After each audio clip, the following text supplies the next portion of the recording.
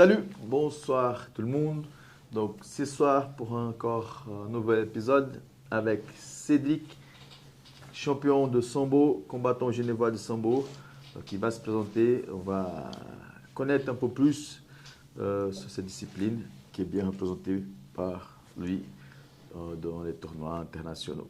Donc voilà. Avant de commencer, de passer la parole à Cédric, n'oubliez pas, abonnez-vous sur la chaîne Chaos Suisse et partagez aussi, envoyez à vos copains un maximum possible, comme ça nous aide. Ok? Donc, mentalité martiale ce soir avec Cédric. Merci pour l'invitation, Cédric. Merci à vous. Alors, si tu peux présenter, Ouais. pas besoin de faire trop long parce qu'on va beaucoup discuter comme ça pendant la conversation, la discussion, les gens vont te connaître de toute façon. Comme ça, vite fait, on peut démarrer. Ouais. Cédric 12, 31 ans. J'ai commencé le sambo en novembre 2011. Et j'ai tout de suite croché. J'ai fait. Au début, c'était pas forcément pour la compétition, juste le plaisir de faire du sport. 2018, je trouvais que c'était pas assez représenté à Genève. Du coup, en discutant avec Hervé, j'ai ouvert mon propre club, le Sambo Lignon. Du coup, ça c'était en août 2018. On a créé l'association et puis depuis, je donne des cours au Lignon. Et après, avec le Covid, là, je me suis vraiment mis. J'ai eu deux, trois changements dans ma vie. Je me suis vraiment mis à fond en mode compétition. Avant, j'en faisais quand même pour le plaisir, parce que ça fait toujours plaisir. Mais là, depuis, j'ai vraiment pris ça plus au sérieux. Et du coup, cette année, je pense qu'on en parlera, mais il y a eu des bons résultats, des belles choses qui sont passées. Et puis voilà, quoi. C'était la meilleure année des compétitions pour toi, 2024? Ouais, disons que genre c'est la première année depuis le Covid où j'ai pas eu de blessure aussi, du coup c'est vraiment une belle saison, ça a été ma plus belle saison, justement pas de blessure, tout, et puis des beaux résultats aussi quoi. Nickel. Donc, tu as commencé en 2011, c'est ça? J'ai commencé fin 2011, ouais, novembre, Donc, ça fait combien ça fait 13 ans. 13 ans à peu près.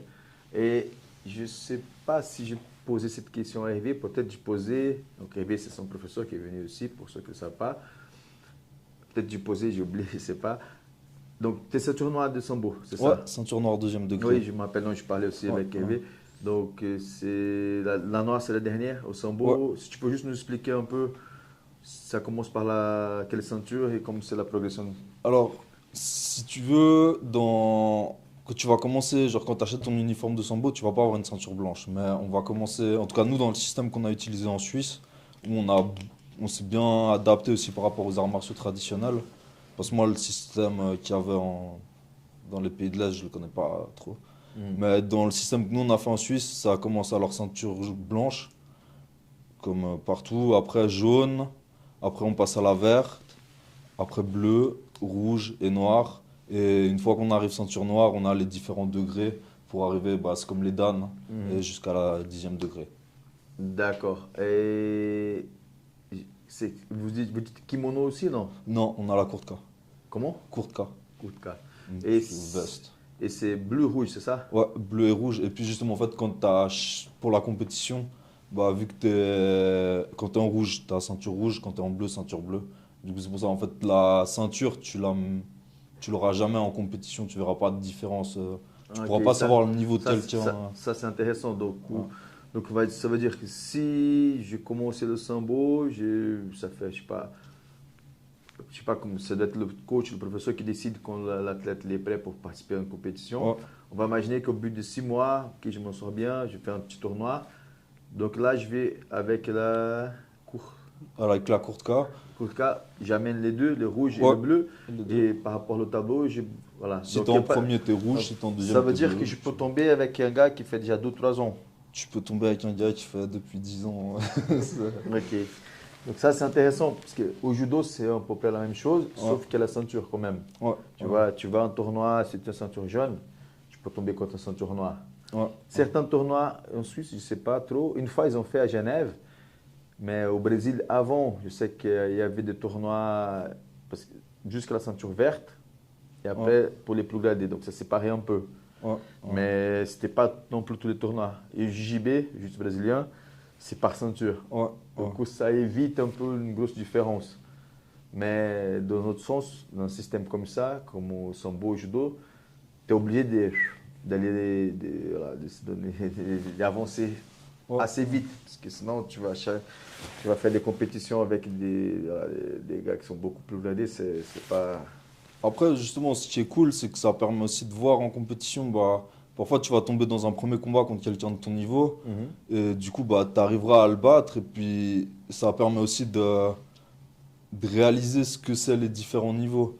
Genre, où d'un coup, bah, tu vas combattre contre quelqu'un qui peut-être lui fait des compétitions aussi internationales, parce qu'après ça, il y a les différents niveaux de Mhm. compétition. Et en fait, tu vas tomber contre quelqu'un qui fait de l'international, et là, tu vas voler, tu vas te faire soumettre, et puis tu n'auras pas le temps de comprendre ce qui t'arrive, et ça te permet de te dire, ah bah en fait j'ai encore du chemin avant, enfin j'ai encore des choses à faire.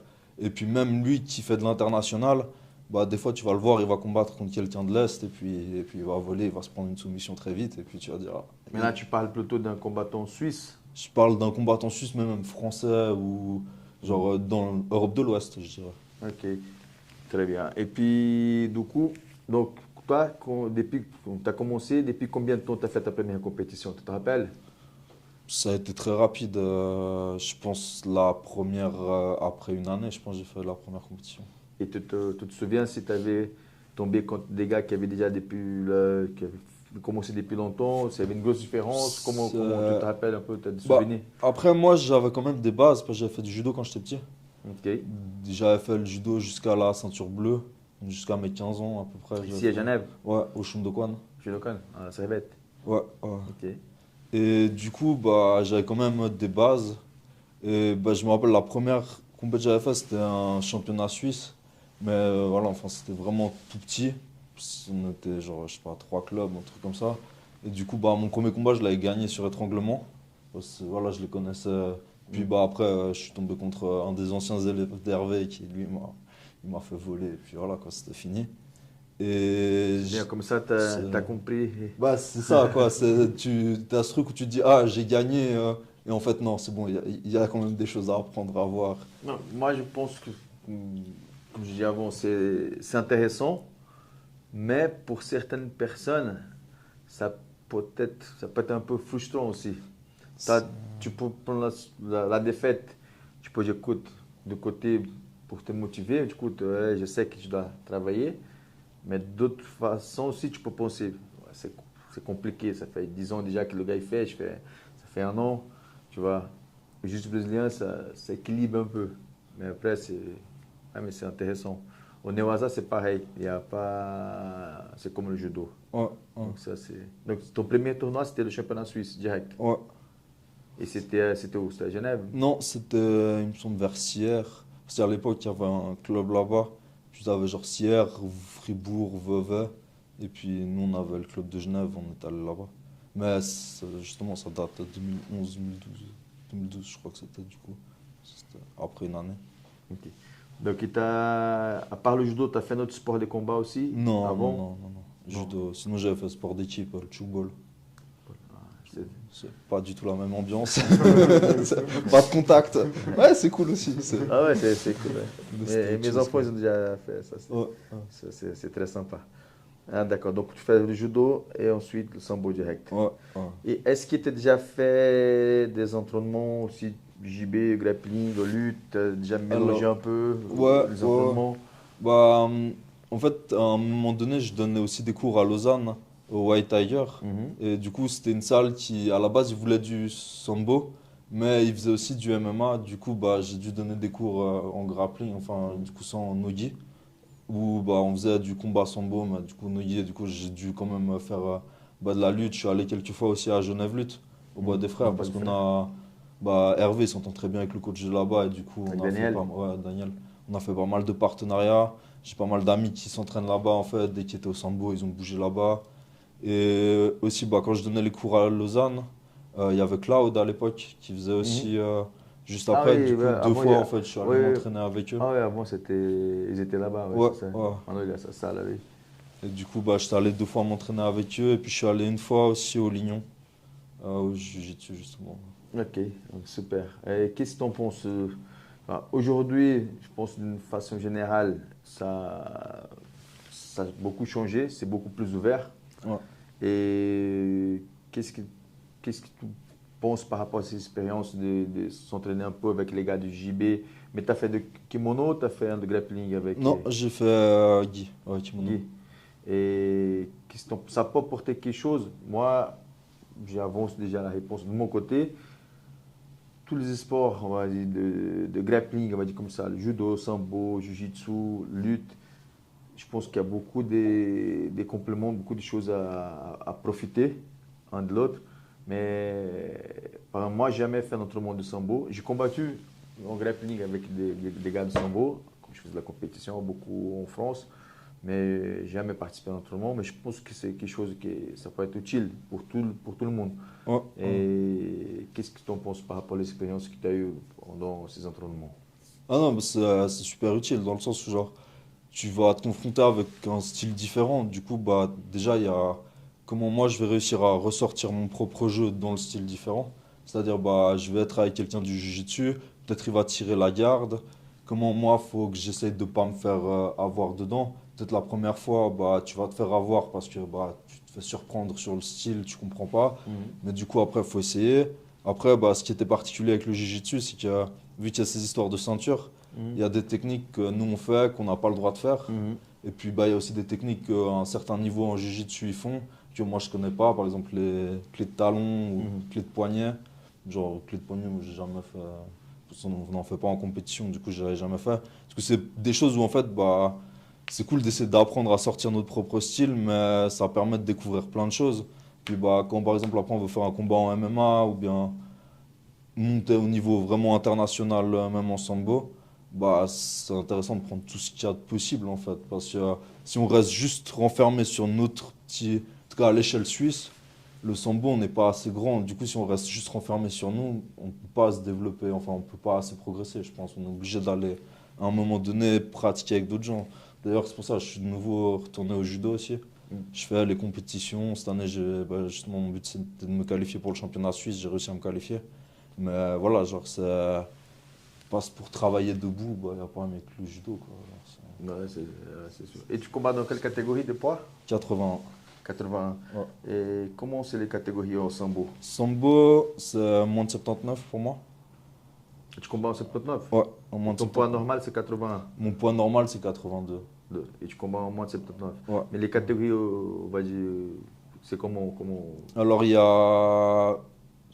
Je l'ai fait tout pour les adultes, c'est moins 58, moins 64, moins 71, moins 79, moins 88, moins 98. Non, moins 90. Non, moins 88, ouais, moins 98, plus que 98. Et ouais. Et la pesée, c'est comment au sambo? C'est la C'est, veille, c'est le jour même? en général, c'est la veille, sauf les tout petits événements, ils le font le jour même. Mais en général, dès que tu fais des gros tournois où il y a quand même vraiment du monde qui vient, et c'est toujours la veille, soit dans l'après-midi, soit le soir. Ça va dépendre de l'organisation, comment c'est fait. Mais voilà. Pour les championnats, les gros championnats, type championnat d'Europe, championnat du monde, ça c'est toujours la veille. Si c'est le premier jour que tu as la pesée, bah, tu l'as en fin de journée vers 17-18 heures. Mais si c'est les jours suivants, bah, tu l'as à 15-16 heures.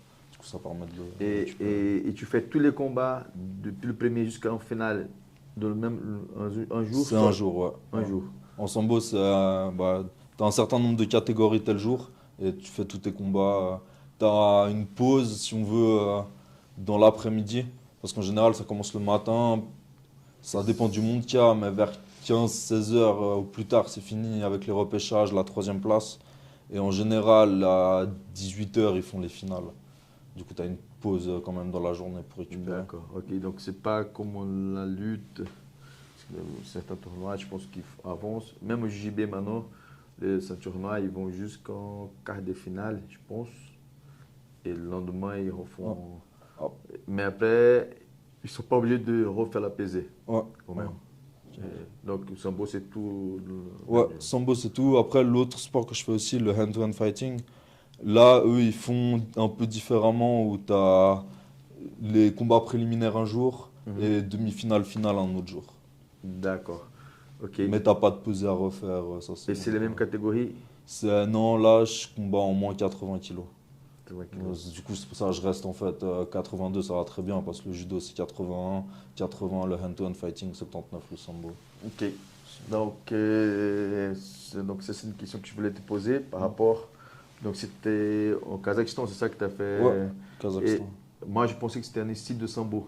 Donc Non, le hand-to-hand fighting, Rukapashka, tu vas prendre des choses qui ressemblent au combat sambo, mais c'est beaucoup plus axé quand même sur le pied-point. Parce qu'en fait, au combat sambo, tu marques pas de points avec la frappe, sauf si tu fais tomber l'autre, tu le couches. Tu vas pas marquer de points. Tandis que là, le hand-to-hand fighting, en fait, la frappe, elle te rapporte des points. Je te donne un coup au visage, c'est un point. Un coup au corps, c'est un point. Un coup de pied à la tête, c'est 2 points. Et du coup, ça, tu marques beaucoup de points. La projection, au sambo, elle va te valoir beaucoup de points. Au hand-to-hand fighting, c'est 1 ou 2 points maximum en projection. Du coup, ça change beaucoup. Et surtout, en fait, au hand-to-hand fighting, si on se saisit, au bout de 10 secondes, si on n'a pas réussi à se mettre par terre, l'arbitre il sépare et on recommence à et distance. ça continue au sol. Ça continue au sol, mais pareil, au sol, tu as 20 secondes pour finir l'autre. Mais tu Soumission. as le droit au grenade aussi à la frappe au sol. Pas à la frappe à la tête. Tu as le droit à frappe au corps, Ok. pas à la tête. Et tu as 20 secondes pour faire une soumission. Du coup, C'est assez vite. Ouais. faut être efficace, quoi. Au sambo au sol, tu peux frapper au visage. En combat sambo, tu peux frapper au visage, ça, y a pas de C'est souci. presque la même règle que le MMA. Ouais, ça, tu peux coûter. C'est juste en fait, tu dois aussi mettre un genou à terre pour taper l'autre en combat sambo. Tu peux pas être debout et puis tu l'enchaînes depuis debout. Tu dois mettre un genou par terre et puis là, tu peux aller taper, il n'y a pas de souci. Et en sambo, tu as 1 minute pour finir ta soumission.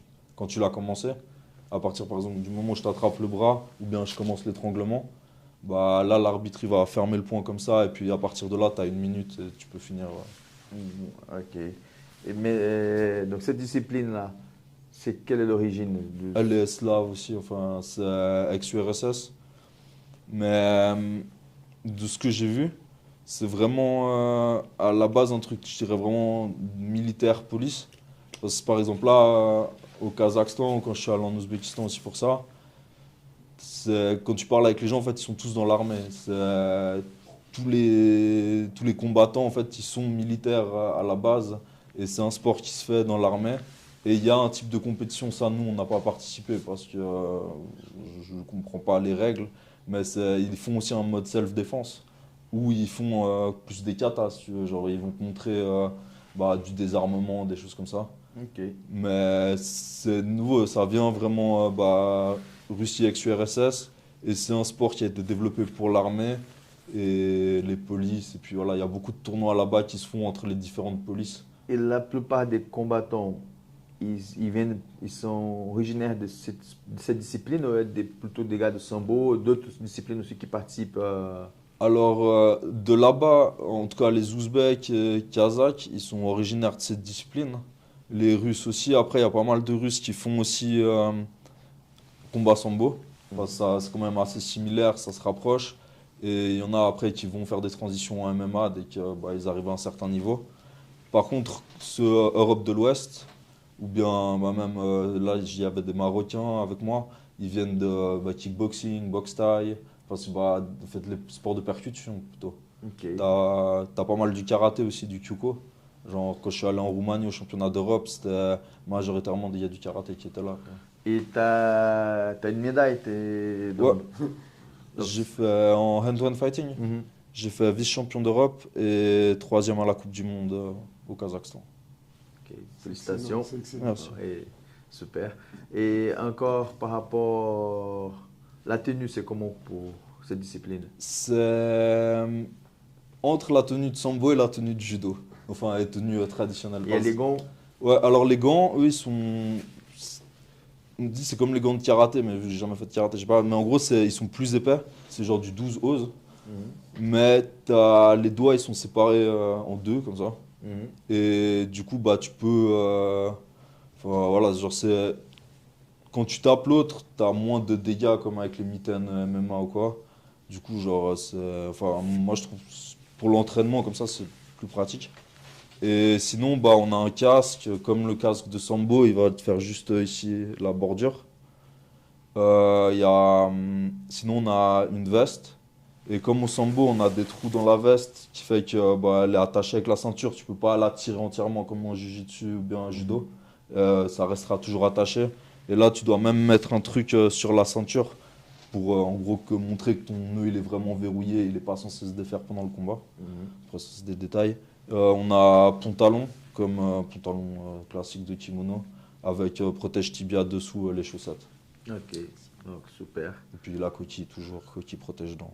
Ok, donc très bien. Donc, si jamais, et juste de couper, désolé, Cédric, comme c'est en live, s'il y a des questions, donc j'ai oublié de dire au début, Ruben, notre. Je suis là pour Voilà, il est là, tu n'hésites poser pas. des questions, moi je transmets. Voilà, très bien.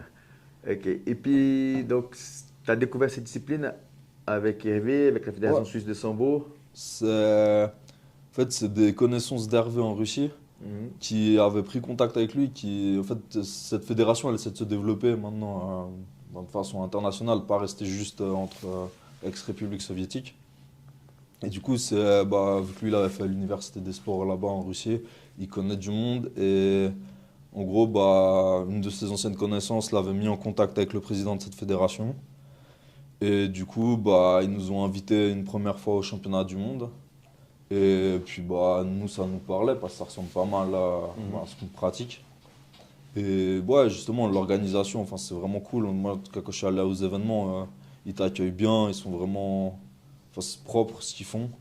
Et puis, c'est une bonne ambiance, quoi. Genre, enfin, moi, j'aime bien. C'est cool, quoi. Genre. Et c'est la Coupe du Monde que tu as fait deuxième place. Alors, non, c'est championnat d'Europe où j'ai fait Championnat. deuxième. Et tu as fait avec Et qui Coupe du Monde, j'ai fait troisième. contre Le championnat d'Europe en Roumanie. Ouais, Si je me c'était en trompe pas, Roumanie, à Brassov. Ouais. Et, Et le championnat du monde, donc. Coupe du Monde au Kazakhstan. Ouais. et la finale, je sais pas, c'était contre quel pays C'était contre un Moldave que j'ai perdu. Mais c'était un peu genre, enfin mes potes ils en rigolent un peu quand on en parle parce que genre j'ai un peu perdu de façon stupide et tout seul en fait. Genre c'est mal fini pour moi, genre vraiment mal fini en fait. Au début je menais au point et puis à un moment on s'attrape et je veux partir en projection. Lui, il me bloque au niveau des hanches, du coup ça tourne pas. Je pars la tête la première et je finis étant par terre. Ok. Genre, tu te réveilles, genre, je sais pas, 10 minutes après, t'es assis sur une chaise, il y a il y a les Roumains, les Italiens, les Moldaves, ils étaient autour de moi. Ça, après, j'étais tout seul, du coup, genre, enfin, j'avais pas de coach, rien. Personne qui parle français, et puis t'applaudis. J'étais là, il se passe quoi et tout. Dernière nouvelle, je gagnais au point, et puis je fais, mais c'est passé quoi et puis, Mais au moins, tu as la médaille d'argent. Ouais, j'ai eu ma médaille d'argent. Quand tu justement. t'es réveillé, au moins la médaille. Ah, je me suis réveillé justement, j'entends mon oncle qui se fait appeler, je fais je vais y aller. Bon, non, mais reste tranquille, je vais chercher la médaille, je prends le drapeau et puis voilà, quand même, il faut représenter comme on peut. Et puis la Coupe du Monde, tu as fait troisième et tu t'appelles un peu de ton combat. Là, Donc, c'était. tu as fait quoi, un combat pour la troisième place? J'ai fait les qualifications et après, justement, j'ai eu le lendemain le combat pour la demi-finale. Non, alors du coup, non, il n'y a pas de combat pour la troisième place. Ah, c'est ceux qui Demi-finale, perdent- et ceux qui si tu perdent. perds la demi-finale, t'es troisième. Et c'était contre Et qui, j'étais c'est quoi? tombé contre un Ouzbek. Et là, il était plus fort que moi. Il y avait pas, voilà, quoi, genre, il m'a mis les 10 points d'écart. Ah, dès qu'il y a du point, c'était Ouais, fini. 10 points d'écart, c'est fini. Et du coup, genre, au bout de 4 minutes comme ça, il m'a mis les 10 points d'écart. C'est combien ton combat? C'est 5 minutes, une fois 5 minutes. Et Du coup, tu peux gagner soit avec du point d'écart, Soumission, 10 points d'écart. KO KO. aussi. Ouais. Ok, très intéressant. Je sais que tu étais là-bas, donc entre le championnat du monde de Sambo, si je ne me Ouais. trompe pas, et le championnat du monde de Al-Touran. Ouais. Je sais que tu es resté un moment pour t'entraîner, pour comprendre un peu. C'est trop différent les entraînements là-bas par rapport aux entraînements en Europe de l'Ouest. Enfin, il y a une grosse différence par rapport à ce que tu vois ici. Ruben m'a piqué la question. mais c'est bien, bien fait. Non, c'est bien, c'est bien. Tyrell. Ça, c'est une question très intéressante, Ouais. pertinente aussi. Et voilà. En fait, la différence, en tout cas, l'entraînement où je suis allé là-bas, c'était. T'as fait un camp d'entraînement aussi? Non, alors c'était pas un camp d'entraînement. En fait, moi j'ai cherché sur Parce qu'à la base, j'avais demandé des contacts, mais ça n'a pas trop marché, les contacts qu'on m'a donnés. Du coup, j'ai cherché sur Instagram des salles qui faisaient hand-to-hand fighting ou du combat en général. J'ai réussi à trouver, il y en a une qui m'a répondu. Du coup, ils m'ont dit, ah bah viens tel jour dans notre salle. Et puis voilà, du coup, je suis allé. Et en fait, ce qui, je dirais, vraiment change, c'est l'aspect où, genre, on a fait vraiment, c'était directement, en fait, on fait l'échauffement, et après, c'était directement des sparring à thème, des choses comme ça. Il n'y avait pas de moment technique, dans le sens où, genre, l'entraîneur, il nous montre une technique, et puis on fait. Mais je pense que c'est quelque chose qui se fait aussi ici, avec plus niveau professionnel, ou à ce niveau-là, par exemple, quand je suis allé au judo à Carouge, bah, il n'y a pas un moment où on va voir une technique. Genre, il n'y a pas un moment où l'entraîneur il va nous expliquer Ippon Seoinage. C'est directement, en fait, on fait les uchikomi et après c'est parti randori. T'étais quoi, dans tout le monde Le mardi, ils font, Ah ouais, ouais c'est vachement. pendant les vacances, en fait, je donne pas les cours au Lignon, du coup, je peux profiter pour un peu aller là-bas. Et c'est cool parce que du coup, tu voles et puis c'est marrant. Genre, ça.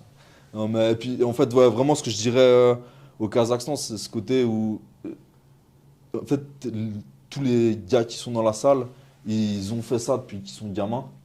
Et on a pu voir des enfants qui s'entraînaient aussi quand nous on se préparait pour les championnats du monde. Genre, dans la salle en fait où on pouvait aller pour perdre le poids comme ça, bah, il y avait des enfants qui faisaient les cours. Et tu vois là c'est carré, leur échauffement c'est de la gymnastique, enfin des pirouettes dans tous les sens machin. Et après bah pareil, genre l'entraîneur il montre le truc, les gens ils drillent, ils drillent, ils drillent, ils drillent.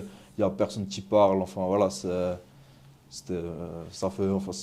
fait plaisir de voir ça et tu comprends qu'en fait, justement, quand tu as l'entraînement adulte avec un niveau professionnel, bah, en fait, l'entraîneur, il a plus besoin de t'expliquer les choses, quoi. Il va peut-être plutôt faire des petites C'est corrections. ça, il va venir Sur- vers un gars et te dire genre, Et ah, surtout travailler sur les stratégies. ouais, Voilà. Ok, donc c'est puis, intéressant.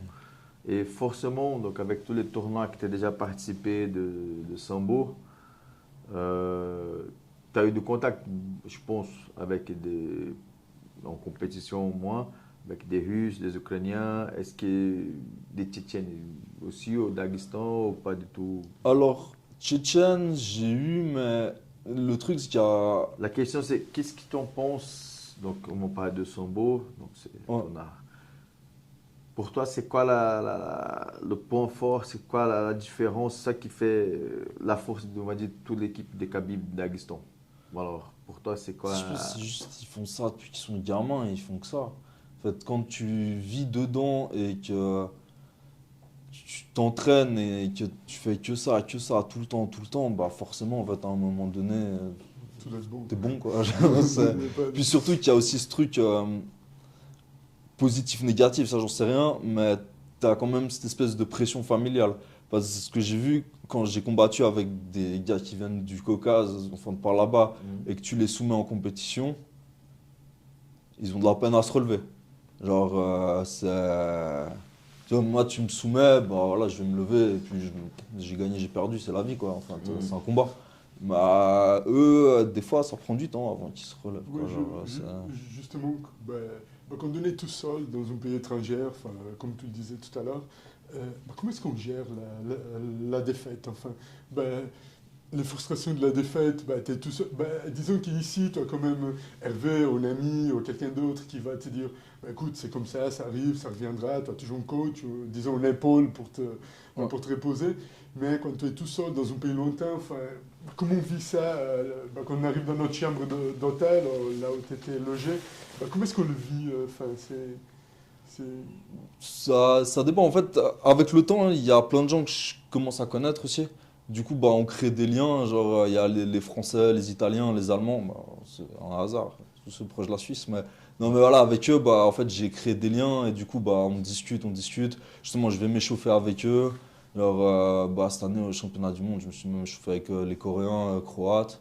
Enfin, avec plein de monde. Du coup, au final, bah, il y a quand même ce truc où on peut débriefer. Et puis, oui, bah, dès que j'ai ma défaite ou je sais que mon tournoi il est fini, bah, j'appelle Hervé. Il y a un message à maman et puis après j'appelle Hervé parce que voilà. Quoi, genre, Après, il y a des liens qui commencent à se créer aussi. Mais oui, quoi. C'est un circuit. vraiment, Voilà. Et puis surtout, en fait, je dirais Europe de l'Ouest, on essaye quand même de se soutenir parce qu'il y a ce truc où ah, tu vois quand même la différence avec ceux d'ailleurs où ils ont d'autres infrastructures. Eux, tu as l'impression que c'est limite professionnel. Et puis nous, on a tout ce truc où on travaille à côté, on a nos vies, on fait nos trucs et ça reste du loisir.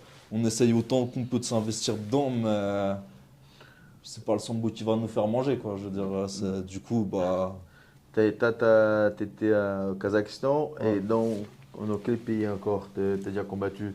Je suis allé en Ouzbékistan l'année passée, les championnats du Et monde. chaque C'était fois en tout seul. Chaque fois là, tout seul. Ouais, ceux-là, c'était toujours tout seul. Arménie, Roumanie, Serbie.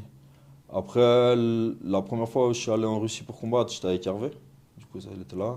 En Ouzbékistan, je suis retourné une autre fois pour un combat professionnel dans un truc un peu.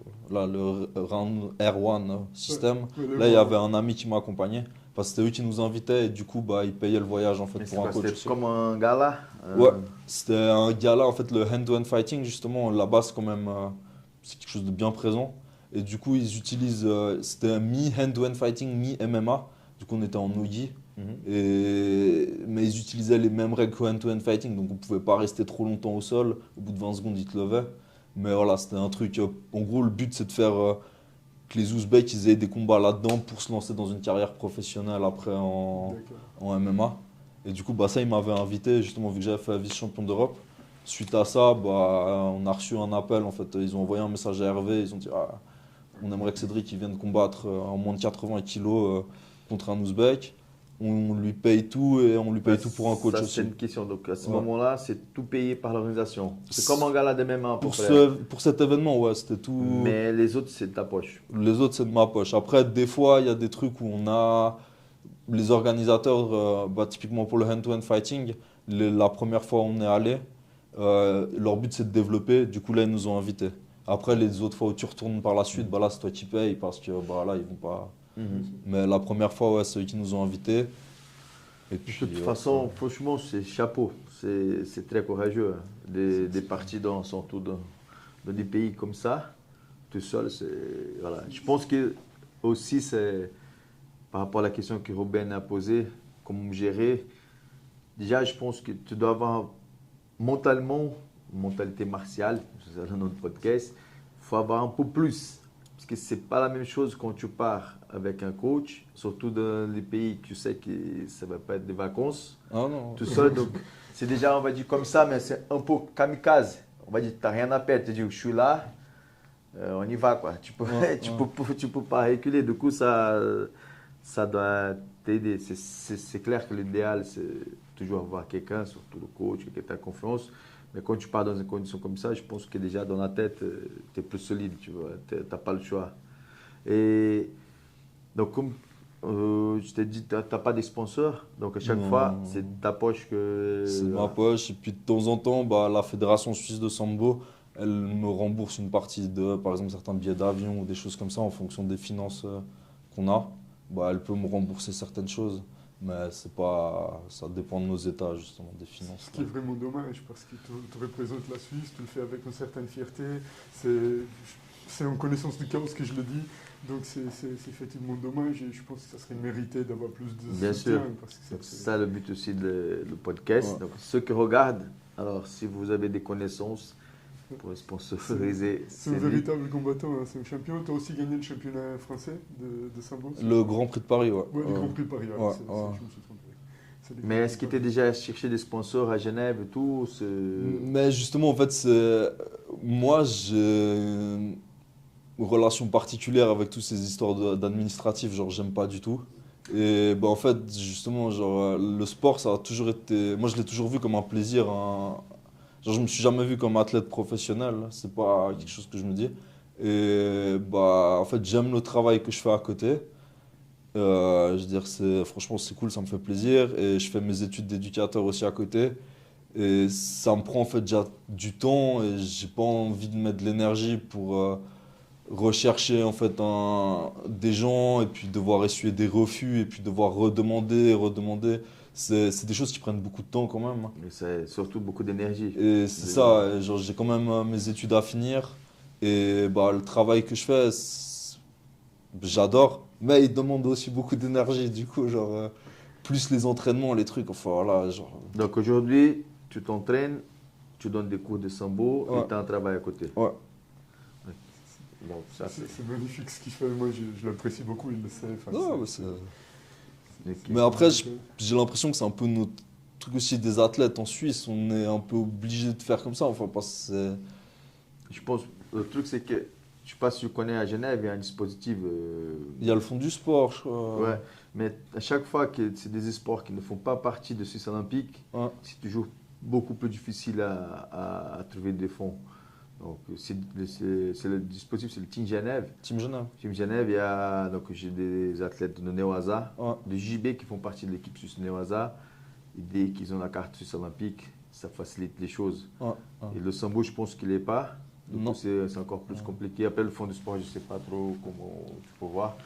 Mais ouais, c'est dommage. Donc, encore une fois, ceux qui regardent, si vous connaissez les sponsors, Cédric, Ça, il est là. Mais après, comme je dis, moi, ce que j'ai surtout envie, c'est que pour les suivants, tu vois, genre moi j'ai 31 ans, c'est pas maintenant que je vais démarrer une carrière professionnelle de sport, enfin, surtout que c'est pas mon but, mais c'est pour les jeunes qu'on a, tu vois, genre que moi j'aimerais bien qu'ils puissent avoir ces opportunités et qu'on les soulage de ce côté, devoir tout dépenser eux-mêmes, devoir se dire ah mais en fait si je fais ça, je peux pas partir en vacances de mon côté après avec mes Ouais, mais amis, enfin voilà. c'est ça, je pense que le chemin de sambo, il a commencé par arriver. Et d'autres athlètes aussi, Ouais, j'ai connu ouais. quelques-uns qui ont fait des compétitions. Et maintenant, c'est ta génération. Et c'est un chemin que, voilà, pour les plus jeunes. Bah, Peut-être c'est qu'un ça, jour, c'est- ça va, tu ouvres le chemin. Voilà, Moi, c'est ce que tout, je veux, ouais. c'est surtout que les suivants, parce qu'on en a, ils sont bons, ils sont motivés. Et ce qu'on veut, c'est que ça continue en fait, pas qu'il y en ait à chaque fois un tous les 10 ans qui tiennent le coup, quoi. C'est pas comme ça qu'on se développe, quoi. Et puis, tu fais de préparation physique aussi. Ouais, mais ça, j'ai quelques amis qui sont physio, qui m'ont donné des conseils, surtout suite à des blessures, pour récupérer. Puis sinon, ouais, je vais. Alors, pour être plus clair, comment c'est ta semaine des entraînements dans tout? Tu fais, je sais pas combien de fois de sambo, Ouais. judo, condition physique, préparation physique. Je sais pas si tu fais aussi du coaching mental ou pas. Donc, si tu peux nous expliquer un peu Ouais, comment. ça, pas de souci. Alors, ça va dépendre toujours en fonction de l'école et du travail, mais en gros, semaine normale pendant l'année, lundi, mardi, j'ai cours. Pendant la pause de midi, quand j'ai cours, je vais à la salle pour me vider la tête, faire un peu de physique. Tous les soirs, j'ai entraînement de sambo. Donc, lundi, mercredi, je m'entraîne chez Hervé. Pour moi, mardi, vendredi, je donne les cours au Lignon. Et du coup, je donne, mais je fais aussi. Et voilà. Et les jeudis, en général, soit je vais chez Hervé, soit je vais au judo aux palettes. C'est Et- Tarek. Ouais, chez Tarek. Enfin, je combats aussi avec l'équipe de la Komakai, justement. Ok. Et du coup, voilà. De temps en temps, je vais au Shundokwon encore parce que voilà, ça reste les liens. Et puis, un Carouge quand c'est possible. Et sinon, les autres jours de la semaine, j'essaie de travailler la journée. Je fais des remplacements justement en école spécialisée ou à la Clairière. Et ça va dépendre. Le mercredi, par exemple, si je fais juste le matin, dès que j'ai fini le travail, je vais à la salle. Comme ça, là, j'ai le temps de faire une bonne séance à la salle. Et sinon, c'est en fonction de la pause que j'ai. Si par exemple, j'ai pas de travail le matin et que j'ai juste l'après-midi, je vais aller à la salle le matin pour faire un peu du physique. Et puis après, ça va dépendre aussi à quel point je suis proche de la compétition. Pas, pas me griller non plus bêtement en fait, physiquement et pas être en forme pour la compétition, quoi. Et tu as fait des combats de sambo aussi, pardon, des MMA aussi. J'ai fait 2 combats en MMA, ouais. C'était à l'époque où je donnais les cours justement au White Tiger à Lausanne. Du coup, à la base, moi j'avais signé pour donner des cours de sambo, mais on m'a dit ah mais c'est sambo MMA. Du coup, je trouvais un peu bizarre de donner des cours de MMA sans avoir fait de MMA. Du coup, j'étais allé quand même 2 fois dans la cage parce que voilà, il faut quand même. Et tu penses à refaire des combats de MMA, ça ne t'intéresse pas du tout? Tu veux vraiment rester sur le Non, sambo? c'était cool. Genre l'ambiance de ferme la cage, tout ça, enfin ça fait un truc, c'était vraiment une bonne expérience, c'est sympa. Mais moi vraiment, ce que j'aime, c'est travailler avec la veste. C'est l'aspect sambo. Genre, nouveau, je dis pas. on me fait une opportunité de combattre, on me propose de l'argent ou n'importe quoi, j'aime le combat, du coup il y a de fortes chances que je dise oui. Mais moi je vais pas demander à recombattre en amateur en MMA parce que je vois pas. Enfin voilà quoi, genre, j'ai pas. Si on me fait des propositions qui sont intéressantes, je vais pas dire non, comme pour le truc en Ouzbékistan, quoi. Genre c'était pas prévu, j'avais jamais prévu ça quoi. Et puis genre on me propose, bah oui là je vais accepter quoi, parce que c'est cool quoi. Genre, Ouais, C'est une bonne expérience. c'est ça, Bah, c'est du bah, plaisir. bah, encore concernant à l'Europe de l'Est, j'aimerais te poser une question particulière.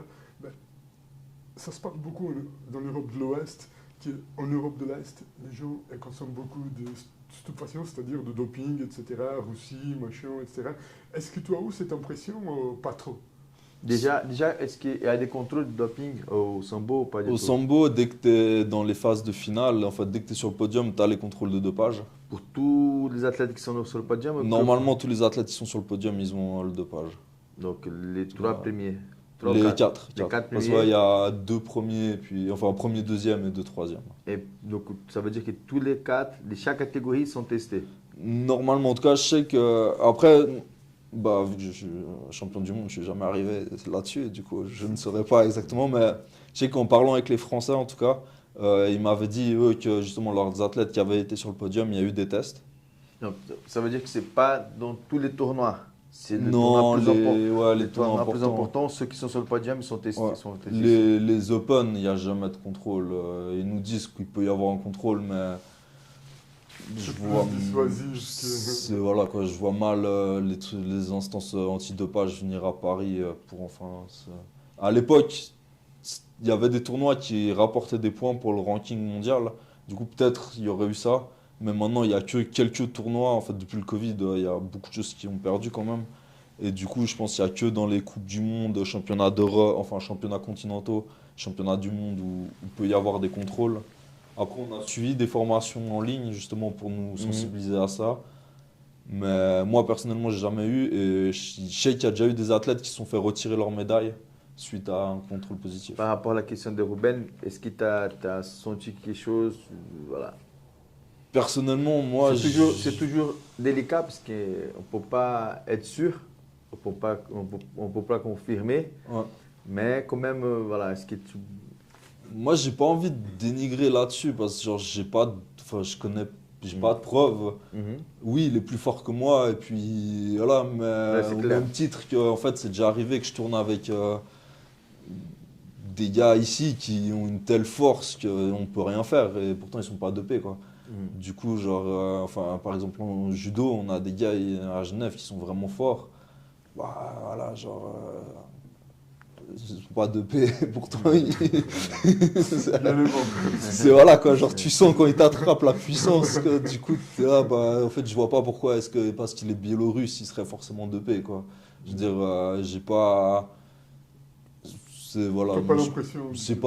c'est des trucs qu'on entend, mais moi je fais confiance au fait qu'ils disent qu'il y a les contrôles, et puis voilà quoi, genre. Ouais, j'avais lu un article à propos de ça et c'est pour ça que je te pose la Ouais, question. ouais. Donc ça se parle beaucoup, hein, enfin tu le sais. Ouais, Donc du coup, je me suis permis de te poser Ouais, la question, puisque tu étais dans cette salle d'entraînement, etc.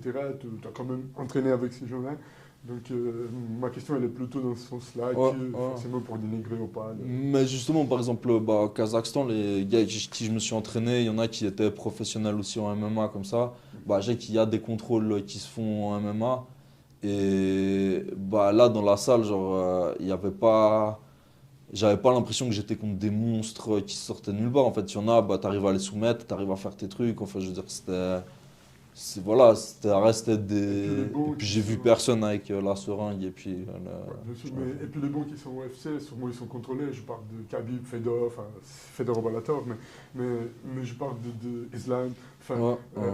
bah, sûrement à l'UFC, donc là, sûrement il y a des contrôles. Donc du coup, où ils n'ont pas, c'est vraiment de la Ouais, masse. c'est compliqué parce que dès que n'importe quel athlète ne se fait pas choper, on ne peut pas l'accuser. Ouais, Mais en ouais. même temps, on ne peut pas savoir, tu vois.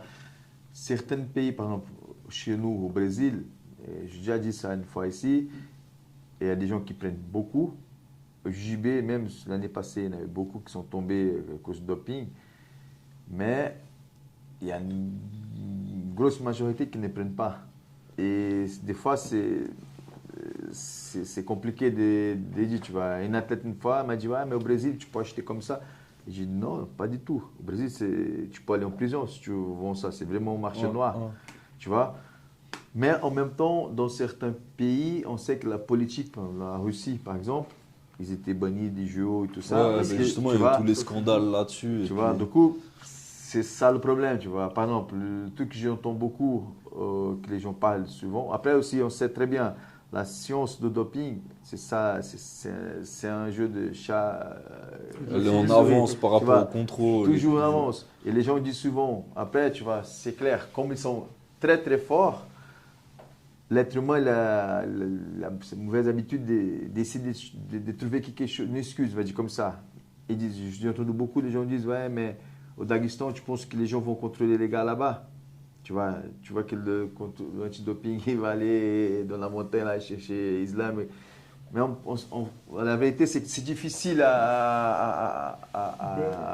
tu vois. Puis, je sais pas, moi je trouve qu'ils sont tellement plus forts quand même. En fait, à un moment donné, il y a ce truc, au lieu d'essayer de remettre la faute sur les autres, pourquoi pas se remettre en question soi-même. Moi, genre, quand je combats par exemple contre là, le championnat d'Europe, quand j'étais contre le Biélorusse en sambo, bah oui, je me suis fait, enfin, bon, après c'était juste après un combat, enfin bref, j'étais pas dedans, mais genre il m'a attrapé, j'ai senti la puissance, et puis c'était la deuxième fois où je tombais contre un Biélorusse, où tu sens le truc, mais je me dis pas, ah il est dopé, il est trop fort parce qu'il est dopé, en fait, c'est peut-être aussi parce que bah, moi j'ai pas les mêmes conditions de pouvoir m'entraîner comme lui. En fait, lui, sa vie c'est ça, donc il mange, il dort, il s'entraîne, il a le temps qu'il veut. Bah, nous, on fait un entraînement par-ci, après, bah, des fois, il y a le travail, t'as pas les heures de sommeil qu'il faut. Du coup, c'est ça, en fait, c'est au lieu de se dire, genre, forcément, c'est du dopage. Peut-être si on avait les mêmes conditions, la même infrastructure, tout, bah, peut-être Ça, c'est sûr, que, ouais.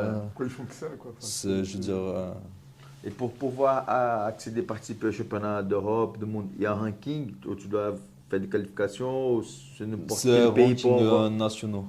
Donc c'est la fédération de pays qui envoie l'athlète, Ouais, que ouais. c'est elle qui décide, quoi.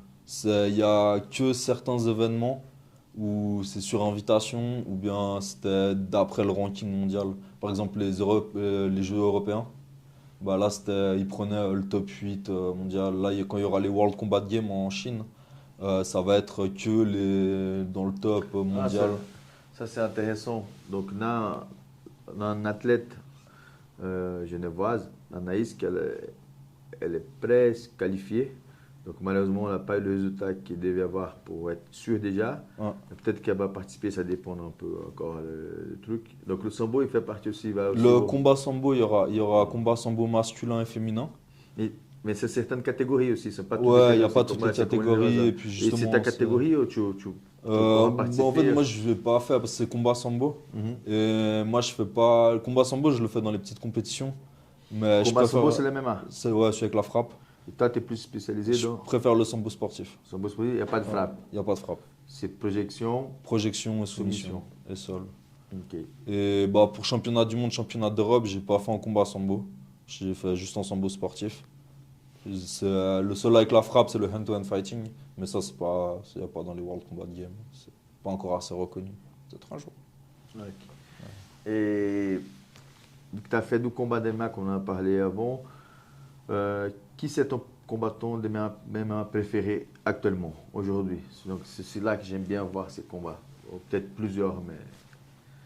Le combattant MMA actuellement que je préfère, c'est une très bonne question. Bah, je suis pas plus que ça le MMA en fait. Genre, bah, oui, concrètement, on va dire Islam. Genre, bah, il a déjà fait champion du monde de sambo, enfin combat sambo. Et puis, bah, il bat tout le monde. Enfin voilà, quoi, genre, avec la manière, enfin, c'est genre vraiment, vraiment balèze. Et du coup, j'aurais envie de dire lui, mais. Et tu penses, après, au début, quand il a commencé à devenir une star aussi de l'UFC, avant qu'il avait la ceinture, beaucoup de gens disaient, ouais, vous ne connaissez pas encore Islam, mais vous allez voir, il est plus fort que Khabib. Après, même Cormier, tous ces gars, qui sont traînés avec eux aux États-Unis. Mais qu'est-ce que tu en penses par rapport à ça? C'est un peu la publicité qu'ils ont fait pour lancer Islam, ou tu penses que c'est possible qu'il soit plus fort que Khabib? Après, de nouveau, moi, je suis vraiment pas. Genre, je suis pas tous les combats, je regarde pas. Genre, l'UFC, je l'ai regardé, je pense, une ou deux fois, bah, quand il y avait genre Khabib, Conor ou quoi. Mais sinon, je m'amuse pas à regarder plus que ça. Mais de ce que j'ai vu, Islam, il a l'air quand même plus complet, surtout avec l'aspect striking. Genre, il a quand même un meilleur niveau. Mais Khabib, une fois qu'il t'attrapait, c'était fini, quoi. Genre, il t'amène au sol et puis après, bonne chance, quoi. Genre, tu te débats et puis. Du coup, c'est ça, faudrait les voir si c'était possible, un combat l'un contre l'autre. Ça arrivera jamais, mais. Genre, ce serait. Mais j'ai l'impression qu'il est plus polyvalent, complet quand même, Mhm. Islam, mais voilà, genre, c'est pas. Je peux pas. Ouais. Moi, je sais que tu es assez passionné de judo, enfin, on l'a déjà dit. Ben, et je sais aussi que tu as suivi, parce que je te suis autrement, tu le sais. Donc, je sais que tu as suivi aussi les Jeux Olympiques. Ouais. Ben, quel est ton avis par rapport au team suisse de judo enfin, et à la prestation qu'ils ont aux Jeux Olympiques? Bon, moi, je trouve que c'était un peu dommage pour Nilstung parce que bah, là, enfin, genre, il y avait, je pense que c'était les gros espoirs là-dessus. Après, bah, ça arrive quoi en fait. Genre, le combat, t'arrives au golden score, hop, et puis bah, puis voilà. Sinon, bah, j'avais vu Daniel aussi à Echela. Moi, j'étais sur place, j'étais là-bas. C'était Ouais, et franchement, c'était c'était, incroyable. ouais, incroyable. Bah, justement, genre, toute la journée, on regardait. Enfin, c'était. Un- il manquait vraiment un petit peu pour la troisième place, là. Non, justement, c'était vraiment. Bah, ça, je trouve incroyable, quoi. Enfin, genre. C'est fort, quoi. Genre, C'est très fort. et puis de savoir aussi que t'avais un Genevois qui était dans la course, malheureusement pas cette fois, mais dans 4 ans, il y a de fortes chances. Enfin, genre, enfin, ce serait vraiment cool pour lui, tu vois. Genre, c'est des trucs où. Genre, bah, ça fait plaisir de voir On notre croise les pays doigts qui est pour représenté quand même là-dedans. Le judo, t'as quand même ce truc où mondialement, en fait, t'as, enfin, je sais pas combien d'athlètes qui sont licenciés, qui font les compétitions, et de voir bah, que ça marche quand même, quoi. Genre, que la petite Suisse, elle arrive à sortir quelques athlètes là-dedans. Genre, après, Minta, elle, j'avais pas vu ses combats, mais je sais qu'elle a gagné, je crois, un. Et puis après, je sais pas, mais. Genre, non, c'est cool, quoi. Franchement, ça fait plaisir. Et puis. Donc, si j'ai bien compris, tu suis plus le judo que le MMA. Bah, en fait, je suis ce que je pratique plus. Du coup, j'adore regarder les rediffs des championnats de sambo. Je regarde les championnats du monde, championnats européens, panaméricains, africains, asiatiques, les coupes du monde aussi. Et judo, bah, vu que je fais les compétitions, j'aime bien regarder bah, j'ai ce truc où je dois jongler entre les différentes règles. Tu vois, genre au sambo, j'ai le droit d'attraper les jambes, au judo, j'ai plus le droit. Peut-être ça Du va coup, revenir. c'est peut-être, mais là pour l'instant, tu as le droit des trucs jusqu'à là, haut de la cuisse. Enfin, j'ai pas tout compris encore. Justement, en fait, c'est ça. C'est genre, il y a des trucs, je suis pas au clair encore sur les règles. Du coup, bah, j'aime bien regarder. Et puis, bah, en fait, j'ai remarqué que ça me parle beaucoup plus. Un sport que je pratique et en fait, je comprends ce qui se passe. Genre, sur bah, la saisie du coup Mikata ou bien au sambo, justement, comment ils vont bloquer, comment il va faire ça, comment il va jouer la stratégie, il a marqué un point, comment il va jouer le temps. Enfin, tous ces trucs, ça me parle beaucoup plus. Et tandis que le MMA, des fois, bah, je sais pas, je le vois, ils sont en train de se taper et puis ça me parle pas, quoi, en fait. Genre, je comprends pas. Déjà, je comprends pas comment tu gagnes en dehors de la soumission et du chaos. Je sais pas ce qui te fait réellement gagner parce qu'il y a le cage control, mais qu'est-ce que ça veut dire? Enfin, je comprends pas. Par exemple, moi, quand j'ai combattu en MMA, bah, mon pote il me faisait coach. On avait le game plan, c'était tu vas au sol et tu soumets. Y a pas de, tu cherches pas autre chose parce que justement, en Et fait, tu as gagné tes deux combats. ouais, les deux j'ai gagné à la Et- soumission. Ouais, une fois guillotine et une fois americana. Et puis voilà, c'était.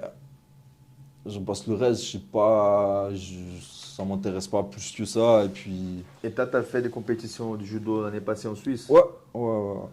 Tu as J'ai fait quoi comme compétition? L'année passée, j'en ai fait pas mal. Les 3 premières que j'ai fait, c'était c'est pas. Et C'était pas. Tu as fait le championnat genevois aussi de judo? Non, non, Ah, j'ai ça, pas c'est fait parce qu'il y dommage. avait. Ouais, mais ça a tombé en même temps qu'un autre championnat qu'on avait de sambo. Justement, c'est ça le problème. Après, Ouais, c'est clair. c'est plus important pour moi les championnats de sambo que le C'est championnat clair, de hein. judo. Mais du coup, voilà, on verra si cette année je fais ou pas. Mais en gros, il y a eu à Sierre où j'ai fait troisième et à Weinfelden où j'ai fait cinquième. Du coup, ça m'a permis de mettre des points pour le championnat suisse. Et du coup, bah, mon but, c'était. Enfin, justement, je voulais bien être qualifié pour les championnats suisses. Et du coup, j'ai pu être qualifié au championnat suisse. Après, le championnat suisse, c'était dur. Genre, bah, je revenais du Kazakhstan. Enfin, en gros, j'avais pas fait de judo Tu combats dans pendant quelle catégorie au judo? 80. Et elle est dure. Genre, enfin, les coachs avec qui j'ai parlé, chaque fois que je leur disais, ouais, je suis en 80, ils me disaient, ah, c'est dur. C'était qui a gagné cette année? C'est Loïc Giroza. Giroza? Ouais, il a déjà gagné l'année passée. Et Ouais. puis ouais, genre, enfin, voilà, quoi. J'ai fait, bah, lui, j'ai fait une fois à Carouge avec lui, j'ai la force qu'il a. Quoi. Non, non, mais ouais, puis ça. Alors, on va changer la question. Alors, donc, pour toi, c'est qui ton combattant préféré de sambo actuellement? Actuellement, de sambo, c'est un Ukrainien, c'est Vladislav Routnev. Il a fait. Alors, en combat. Sambo Non, sportif? combat sambo. Lui, c'est combat sambo, 5 fois champion du monde. Il est à 10-0 en MMA. Il a, je sais plus, 3 ou 4 Qui fois combat champion dans quelle du monde. organisation MMA? MMA, je sais pas, un truc par là. C'est un Ukrainien, t'as dit? Ouais, un Ukrainien. Quelle Et catégorie de poids? il est dans ma catégorie de poids. Mhm. Et Mais tu vas jamais le rencontrer parce que toi, tu fais pas de combat. Mais peut-être, justement, c'est à voir Mais lui, peut-être un jour. mais lui, il combat aussi le sambo Non, il sportif. fait que combat. Que combat. Non, en fait, à ce niveau-là, ils font. Enfin, genre, championnat du monde, c'est soit t'es sambo sportif, soit t'es combat sambo. Mhm. Tu fais rarement les deux, Mhm. en tout cas maintenant. Et voilà, mais peut-être un jour j'irai en combat sambo. Genre, c'est pas garanti que j'y aille pas parce que y a quand même un côté où ça peut être cool de le faire. Mais je le trouve super complet en fait. Autant justement pareil, le striking, les amener au sol, il maîtrise complètement. Et puis niveau soumission aussi, enfin genre il a tout dans les finishes. Et du coup, genre, voilà. Et puis quand je l'ai vu, c'est pas quelqu'un qui a l'air voilà, de prendre les autres de haut ou des trucs comme ça, quoi. Du coup, genre, c'est quelqu'un à ce niveau, je trouve. Ouais. Et de tous les temps, on va dire comme ça, ton combattant de sambo préféré de toutes les générations? C'est. Bah, celui techniquement que je trouvais vraiment le plus fort et que j'ai vu bah, aussi, justement, bah, en judo, il a fait aussi pas mal, c'était Wally Kurtsev. C'est un russe. Et j'ai eu la chance de voler contre lui aussi. Genre, une fois, je suis tombé en Coupe du Monde contre lui. C'était. Ouais, c'était vraiment cool, quoi. Enfin, parce que, genre, moi, je l'avais vu. Bah, genre, 2013, justement, j'avais vu des vidéos de lui où il gagne les championnats universitaires. Pas longtemps après, il fait champion du monde. Il a fait 4 fois champion du monde en sambo sportif. Lui, du coup, à sambo sportif. Et c'est un russe, c'est-à-dire. Ouais, ouais, un russe. Il a fait aussi des grands slams, des choses comme ça en judo. Et puis voilà, enfin, moi, je l'avais à chaque fois vu bah, sur internet, dans les compètes, machin. Au championnat du monde en 2021, bah, il était là, mais on n'est pas tombé l'un contre l'autre. Genre, en fait, j'avais perdu contre un Bélarus, et puis bah, lui, il a battu le Bélarus en demi-finale. Du coup, bah, j'ai pas eu de repêchage, enfin bref, voilà. Mais genre, je l'avais vu à ce tournoi, et puis vraiment, il dominait tout le monde. Enfin, c'était très propre, très technique. Et puis, bah, 2023, je vais à la Coupe du Monde et puis bah, je le vois à la pesée et puis je regarde le tirage et puis voilà, du coup j'appelle Hervé, je lui fais je vais tomber contre lui, je fais quoi maintenant? Parce que enfin, voilà, c'est genre, c'est un peu genre, c'est une légende pour moi en fait. Et puis, Et maintenant, tu ne. demain je combats avec lui quoi. Et qu'est-ce qu'il a dit, Hervé? Bah, il a dit Bonne ça chance. reste un être humain comme les autres quoi en fait. Genre il a 2 bras, 2 jambes, puis voilà quoi, genre c'est bonne chance. Tant mieux, quoi. Mais voilà, enfin, il va te rassurer et te dire, voilà, ça reste un être humain, enfin, et puis, bah oui, tu vas essayer, tu vas faire ce que tu peux faire, et puis, bah, j'étais content du combat, parce que ça n'a pas été 10 secondes, il m'a pris, bam, volé, et puis voilà, genre, il y a quand même eu de l'opposition et tout, après, c'était à sens unique, hein, on va pas se mentir, Mais c'était, non, franchement, c'était vraiment cool. C'était où ce combat? C'était en Serbie. Ok. Ouais, ouais, c'était, bah, en fait, il y avait eu un stage de coach que j'avais fait pour avoir la formation de coach au niveau international pour le sambo. Et derrière, il y avait la Coupe du Monde. Du coup, bah, vu que j'étais là-bas, je dis, je fais les deux. Et puis, bah, je le vois à la pesée. Et puis, voilà, quoi. C'est chaud, hein, quand on n'a pas, c'est chaud. C'était une belle expérience. Ouais, mais ça fait partie du jeu, ça Ah, fait bah, partie ça fait grandir aussi beaucoup. Ouais, c'est pas en fait, perdre contre quelqu'un qu'on sent qu'on aurait pu battre, ouais, là, il y a de la frustration un peu. Il y a ce truc où on se dit, ah, j'aurais dû mieux faire, j'aurais dû mieux gérer ma stratégie, j'aurais Ça veut dire que pu. tu as perdu contre toi-même. Mais quand tu perds contre quelqu'un que tu sens qui est vraiment plus fort que toi, voilà quoi, je veux dire, il est plus fort, il est plus fort. Hein. Je peux pas m'en vouloir en fait. C'est moi, j'ai essayé de m'entraîner, j'ai essayé de donner ce que j'avais à donner. Bah, après, c'est comme ça, hein, ça fait partie de la vie. Je veux dire, on va trouver plus fort que nous et c'est ça que j'adore là-dedans. En fait, tu te rends compte, il y a toujours plus fort, il y a toujours. Ça et t'oblige à te dépasser, à Ouais, performer ça, aussi. ça te donne envie de recontinuer en fait. Dire, vas-y, prochaine fois, moi, là je l'aurai. Maintenant, il est au jiu-jitsu, du coup, je pense pas que je l'aurai. Il est parti. Et, et puis le sambo, dans ton club, tu donnes des cours au Lyon. Ouais. Ouais. C'était à partir de quel âge? Pour les enfants aussi ou que pour les adultes, les juniors? Non, non, non, je fais enfant et adulte. Il y a le cours enfant 18h, 19h et 19h, 21h, cours adulte. Et c'est à partir de quel âge? Bah là, la plus jeune, elle a 7 ans. Du coup, voilà. Après, en fait, c'est aléatoire. À la base, je voulais prendre à partir de 10 ans.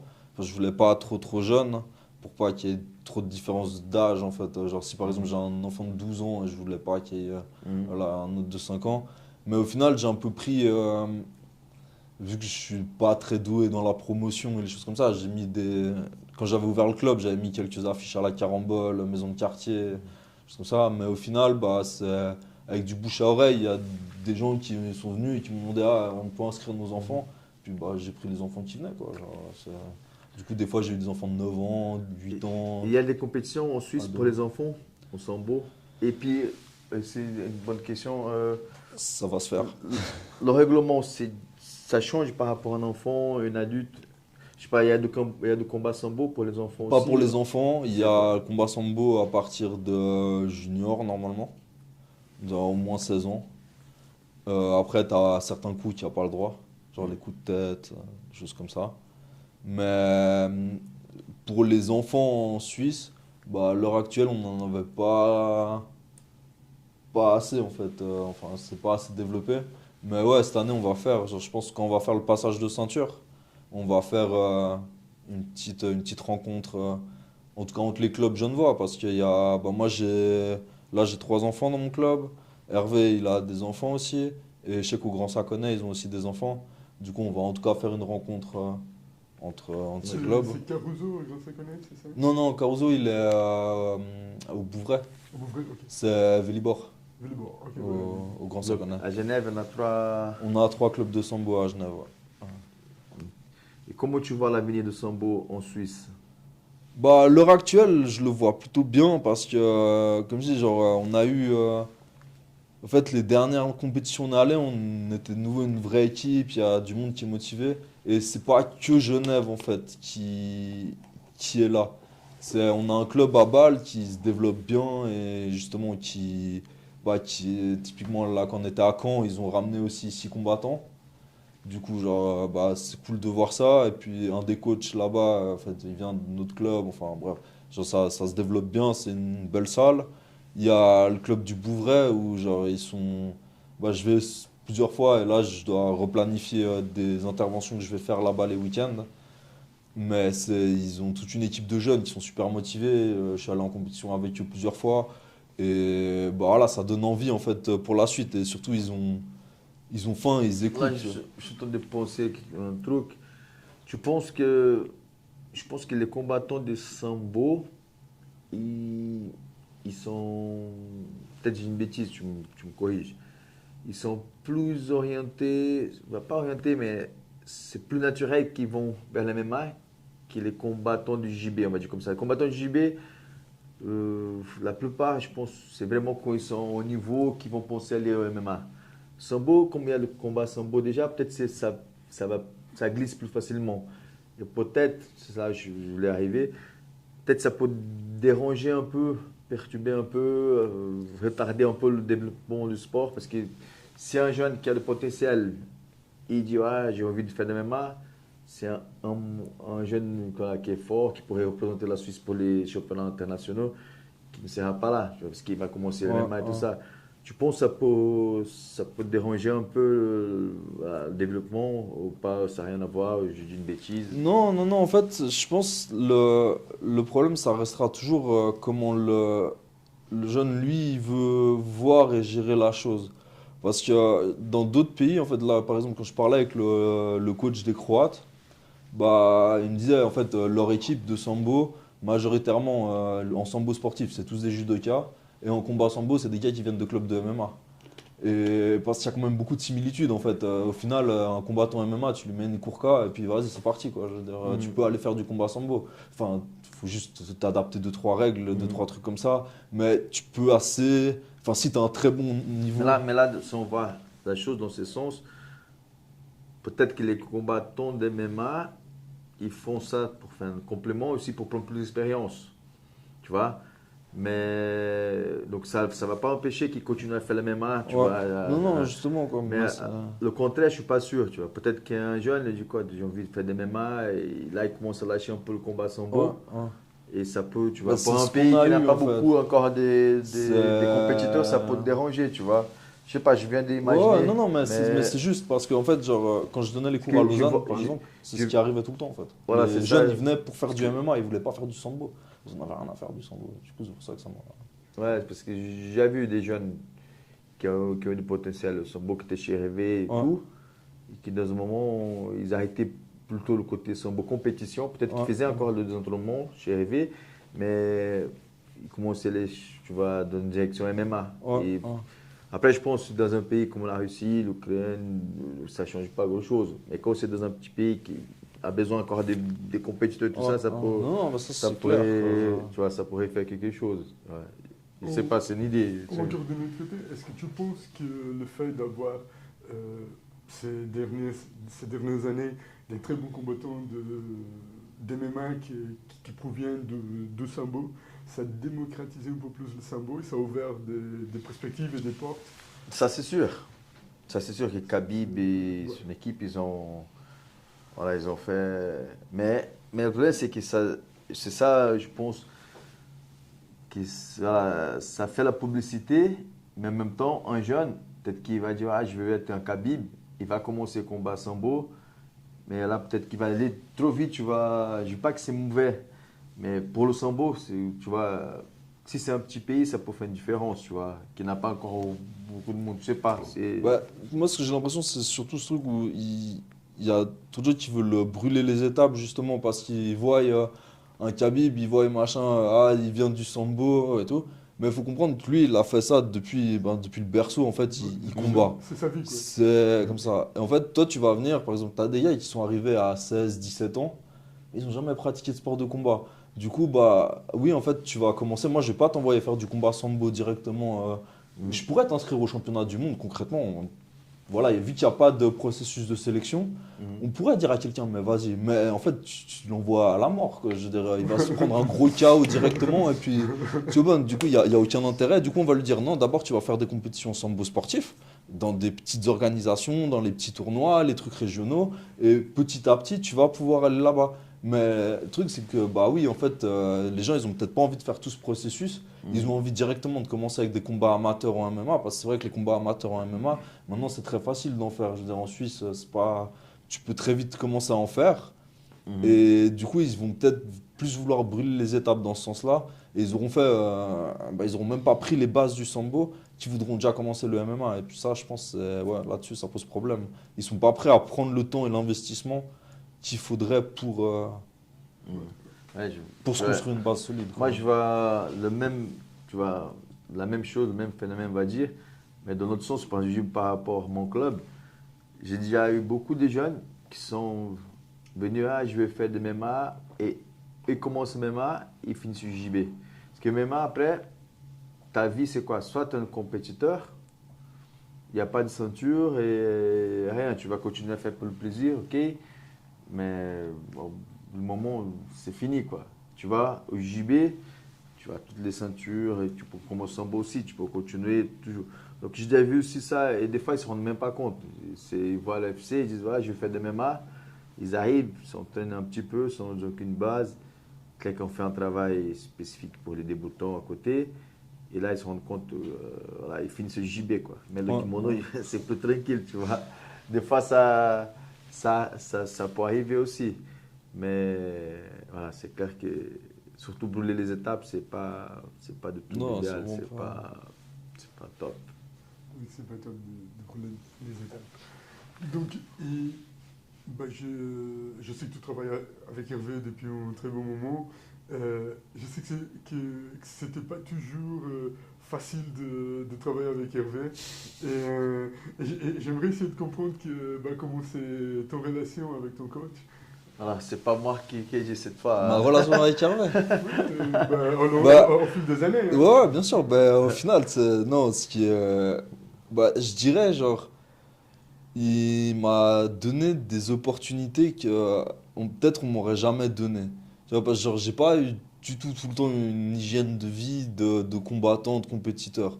Quand je suis arrivé au sambo, justement, j'avais pas une mentalité de compétiteur, genre, je faisais le sport comme loisir, mais avant, je faisais le football avec les potes, machin, genre, j'étais encore au collège, enfin, genre, je faisais toutes les conneries que des étudiants ils peuvent faire, et le sambo, c'était cool parce que ça me permettait de retrouver un nouveau sport, apprendre des nouvelles choses, enfin, un complément que j'avais plus qui me manquait un peu du judo, mais avec des nouvelles choses.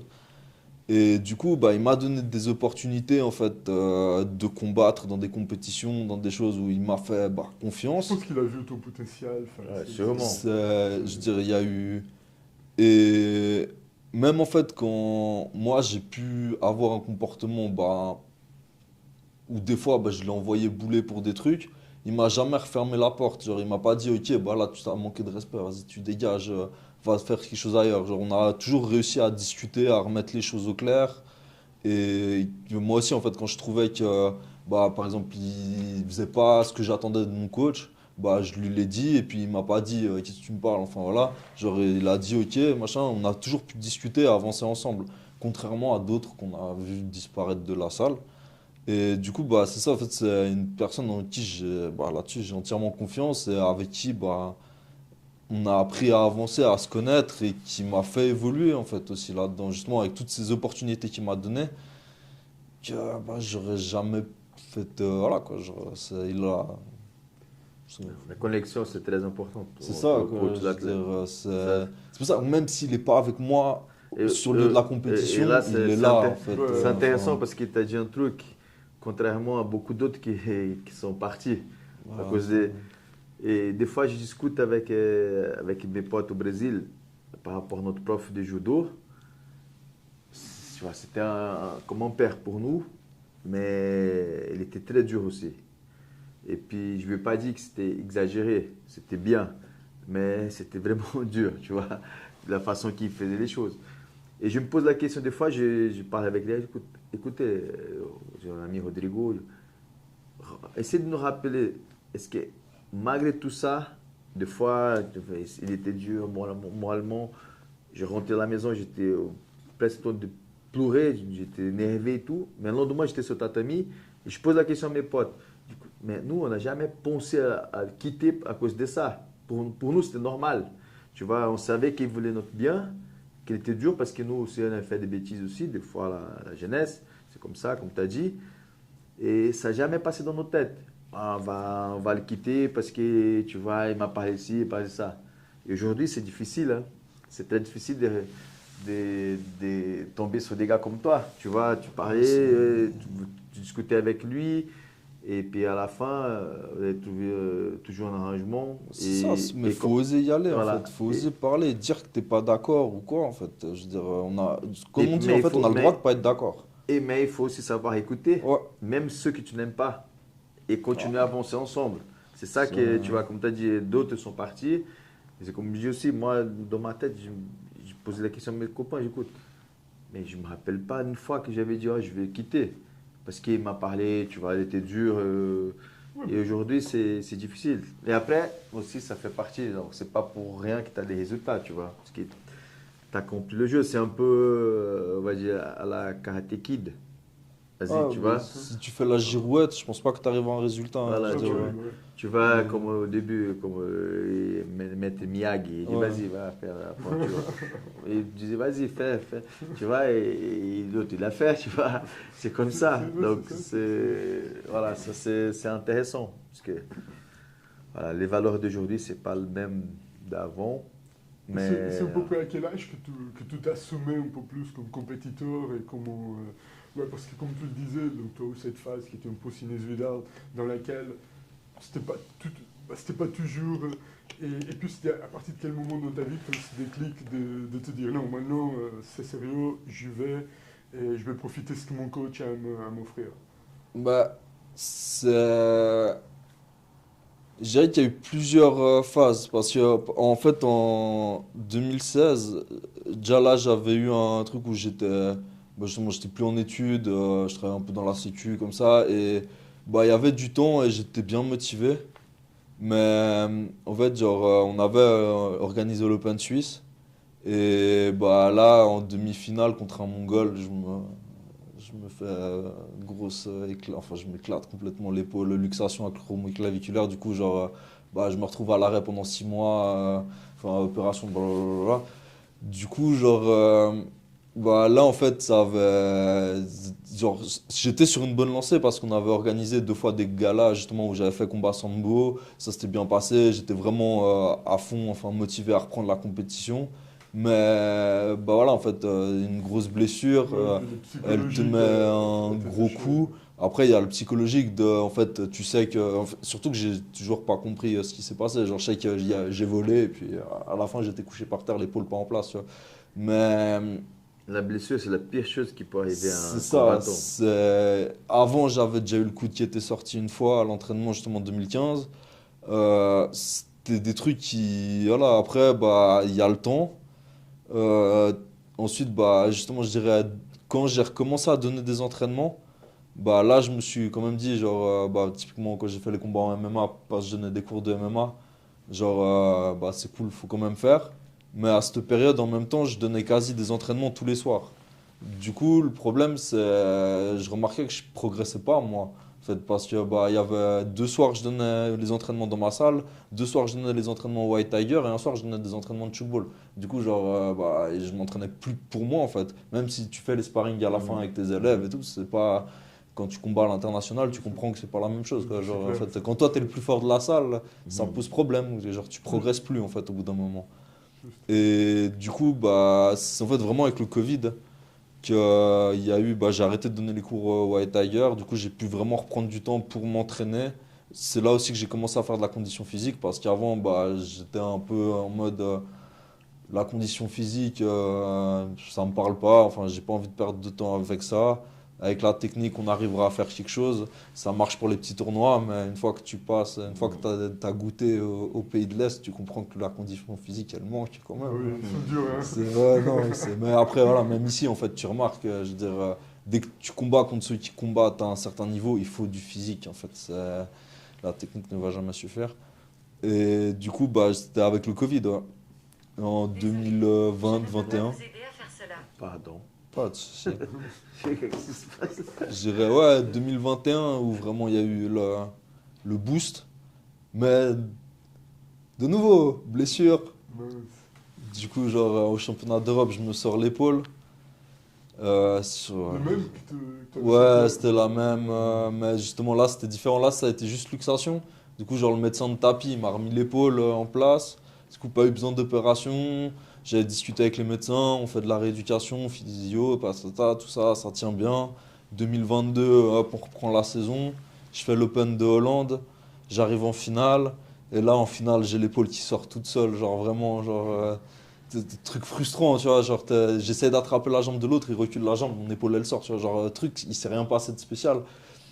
Du coup là, ben, reparti, opération, et puis voilà, et puis depuis on est à fond maintenant, tu vois, genre. Mais, voilà, avec tous ces hauts et bas, Psychologiquement, est-ce que tu fais un travail à part? Enfin, est-ce que, j'ai compris que tu travailles le physique, Ouais, j'ai compris.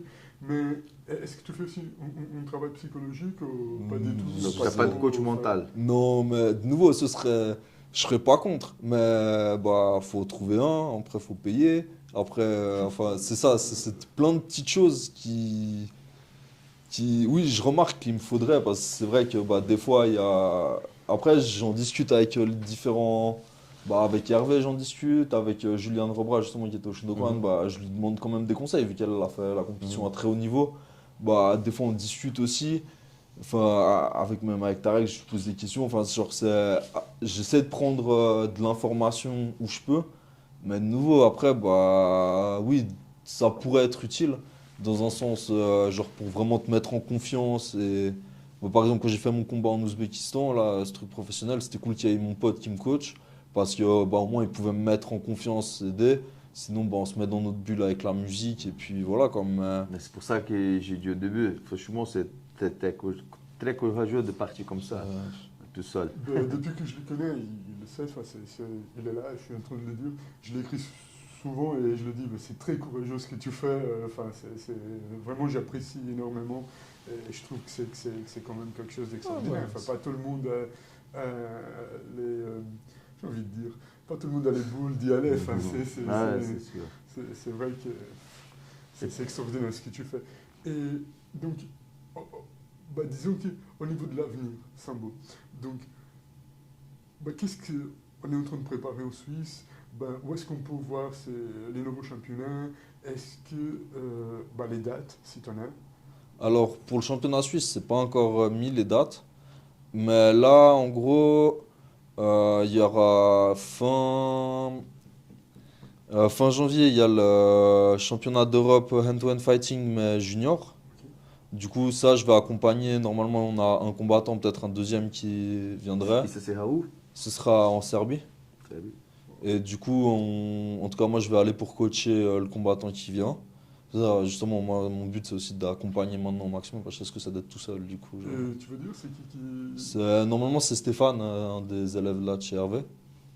Et alors, il y a ça. Et genre 1 ou 2 semaines après, on était allé à Caen en décembre. Et là, en gros, les Français ils nous invitent ils organisent la Sambo League, en fait, plusieurs tournois dans l'année. Et là, il y en aura un en Haute-Savoie. Et du coup, ils nous invitent, vu qu'on était allé à Caen avec une grosse équipe, bah, à venir participer aussi à leur Sambo League.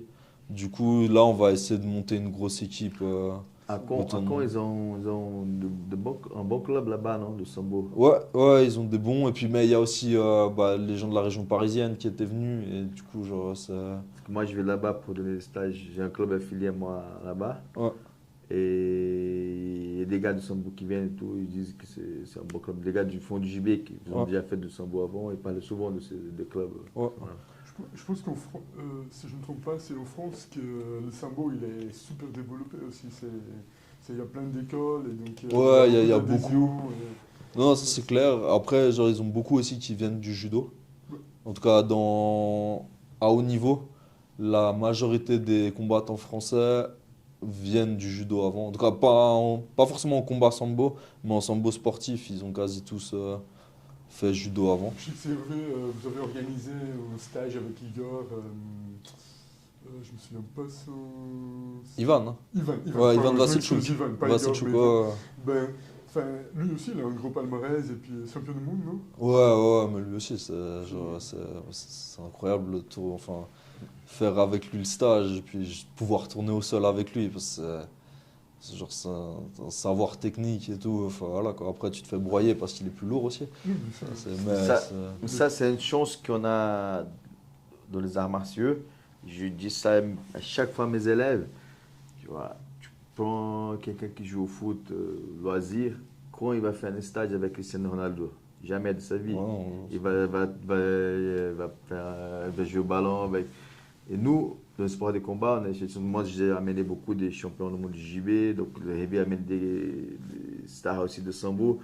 Franchement, c'est vraiment une chance qu'on a dans les arts martiaux de ah, bah, pouvoir. c'est clair, c'est richesse. Et puis surtout, c'est des gens genre Ils te prennent pas de haut, en fait. Ils viennent, ils montent la technique, ils acceptent de tourner avec toi au sol. Enfin, ils prennent le temps de t'expliquer. Enfin, et puis et tu sens la différence. Genre, nous, pendant 2 jours, vraiment, on a fait travail de clé de genou, clé de genou, clé de genou, que la clé de jambe. Et tu sens, enfin voilà, vraiment, genre, Ça c'était rentre, incroyable, hein, quoi. petit à Genre, petit, Ouais, non, ça c'est- c'est une chance, voilà, c'est super. T'aimes bien le judo, donc tu pratiques. Quelle est ta technique de projection préférée en judo, mais est-ce que tu utilises la même pour le sambo? Sumigaishi. C'est magnifique. Sumigaishi, c'est judo et sambo, c'est ma technique préférée. Après, ouais, c'est vraiment. En fait, ce que j'aime bien avec. Et tu fais avec la saisie croisée ou saisie normale? Non, croisé, croisé, croisé. Ouais. Toujours garde croisée. C'est ma garde préférée. Après, justement, en sambo, je peux la tenir comme je veux, autant de temps que je veux, il n'y a pas de souci. En judo, tu dois être plus actif. Mhm. Mais c'est vraiment ce que je préfère. Parce que justement, en fait, typiquement au sambo, surtout, si des fois tu la rates un peu, tu peux enchaîner droit derrière, soit sur la clé de bras, soit sur la clé de jambe. Du coup, ça, voilà, quoi, genre, c'est vraiment. Et au sol, tu préfères les clés de jambes, ou le bras, les entournements, qu'est-ce que tu... Alors, sambo sportif, t'as clé de bras, omoplata, enfin, clé de bras, tout ce qui touche au bras, tu peux faire. La jambe, tout ce qui est dans l'axe, tu peux faire. C'est la clé de jambe, Cheville, normalement, ça, tu peux faire. leg lock, les chevilles, tu peux le faire La normal. cheville, tu peux faire aussi droit. Tant que c'est pas les torsions de talon, ça c'est bon. Et c'est quoi ta soumission préférée? Une clé de cheville. Les chevilles, bras. Ah ouais, ça, en fait, ouais, ouais, c'est ce que je préfère quand même. Mais la clé de bras, c'est, je pense, une que j'ai le plus fait parce que, bah, par exemple, en judo, on peut pas faire la clé de cheville. Mhm. Du coup, bah, j'ai fait beaucoup de clés de bras aussi. Mais ouais, la clé de cheville, j'adore. C'est vraiment. Ok, donc si vous tournez avec monsieur, faites attention. Ça, vous savez déjà. Migaishi et clé de cheville. Donc, C'est- bah, tu as eu des excellents résultats one-to-one, enfin, hand-to-hand. Ouais. Ouais. So, est-ce que ça t'a déjà passé par la tête ou tu as déjà envie de faire plus de pieds-points, c'est-à-dire plus de, je sais pas, Muay Thai, enfin, c'est une expérience que tu as déjà voulu essayer ou pas trop? On m'a déjà dit, va faire Justement, des donc, combats en kickboxing où ça te fera du bien. justement. Non, non. Mais en fait, genre, nous, c'est. Peut-être, c'est parce que j'ai commencé avec le judo quand j'étais petit, quoi, mais en fait, pour moi, si on peut pas s'attraper pour se mettre par terre, non. Genre, je vois pas le sens. Genre, j'ai pas. Enfin, je- à l'entraînement, je peux prendre un peu de plaisir quand même à faire juste du pied-point. On garde la distance, on fait juste pied-point. Mais sinon, de nouveau, en fait, c'est le système de combat. Je le comprends pas. Genre, ouais, je le comprends pas. C'est par exemple la boxe. Genre, je regarde un match de boxe, je comprends pas ce qu'ils font. Enfin, ils se donnent des coups. Mais voilà, je sais pas. Enfin, moi, si j'attrape l'autre, bah oui, t'as envie de mettre une balayette et d'aller par terre après, quoi. Genre, et ce serait pareil, Ça bah, s'arrête en pas là, fait, quoi. en kick ou quoi. Genre, ce Ça serait. veut dire que pour toi, le combat, il finit au sol. Ouais, il finit au sol. Ok. Genre, mon but, c'est de finir au sol et genre, c'est. Enfin, voilà, genre, ça. Je comprends, enfin, tu peux faire autre chose, mais juste le striking. Et il y a plein de gens qui aiment pas le sol et qui sont pas du tout à l'aise avec ça. Genre, j'ai eu pas mal d'élèves aussi qui, des fois, en fait, par exemple, m'ont dit qu'ils voulaient arrêter le sambo parce qu'au final, ils se sentaient pas du tout à l'aise au sol. Et c'est quelque chose que je respecte. Mais comme moi, genre, cette notion de juste, en fait. Hervé, il m'a dit, hein, va faire du kick, ça te ferait du bien pour bah, justement en fait, progresser en striking Pour la pour le progression, ouais. sambo ou quoi. Mais moi, j'ai pas, enfin, ça me parle pas quoi. Ça t'attire pas, c'est pas ta Ça tasse de m'attire thé. Non, pas ça, plus que ça. ça c'est Et très puis, intéressant. Une fois, j'ai discuté avec un compétiteur de jiu-jitsu brésilien.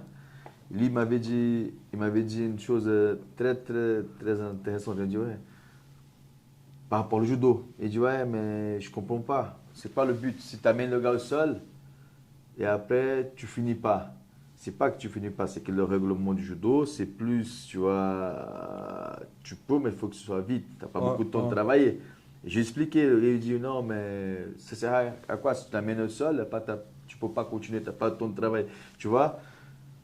On peut imaginer aussi un truc comme ça. Et là, tu as dit pour toi, un combat, il n'y a pas de sens si ça va pas au sol, tu vois. Ça, Oh, c'est c'est- ça, ça, bah, c'est tu mets un intéressant. KO vite fait, c'est bon, je veux dire, il n'y a pas à discuter. Mhm. Mais voilà, genre, moi, c'est pas mon point fort, mettre des KO, et du coup, bah, j'ai pas. D'accord. Donc ici, les gens vont s'entraîner avec toi, où est-ce qu'ils te trouvent, comment est-ce qu'on peut te trouver, comment ça se passe? Bah, si on veut s'entraîner avec moi, il y a le Sambo Lignon, justement, les mardis, vendredis. Donc pas pendant les vacances scolaires, hein, c'est fermé. Mais 19, alors 18h, 19h pour en gros moins de 15 ans. Et 19h, 21h adultes. Et sinon, bah, sur Instagram, vous me trouvez Cédric Sambolignon. Il n'y a pas de souci, Cédric Douce sur Facebook aussi. Et puis sinon, sur le site sambo.ch, il y a, si on va sur les clubs, on trouve le Sambolignon. Et puis là-dedans, il y a toutes les informations pour me contacter. Et sinon, bah, je m'entraîne chez Hervé aussi. Venez chez Hervé. Qui est une excellente école. C'est ça, c'est genre, je dirais, vous êtes rive droite, venez au Lignon, et puis rive gauche, allez aux eaux vives, quoi. Genre, mais après, voilà, c'est. L'école d'Hervé, puisque je suis là, j'en profite, hein, c'est une très belle école avec des très bonnes conditions. C'est vraiment un beau endroit, c'est accessible. Peut-être un peu plus compliqué pour s'y garer parce qu'il y a des eaux vives, mais sinon c'est extraordinaire, c'est une très bonne école. Franchement, je conseille vivement, je devrais conseiller, enfin je le conseille vivement. C'est vraiment un très bon endroit, avec de très bonnes conditions et avec des collègues très sympas, parce que j'ai déjà senti la pression. Quand tu as fait la vidéo chez Hervé, tu as tourné avec Cédric. Je tournais avec Cédric et après j'ai kiffé. Après je suis revenu, je me suis inscrit, je me suis quand même entraîné, mais après pour raison personnelle qui n'a rien à voir avec ni l'école, ni le coach, ni les collègues, ça concerne que moi, je n'ai pas pu continuer.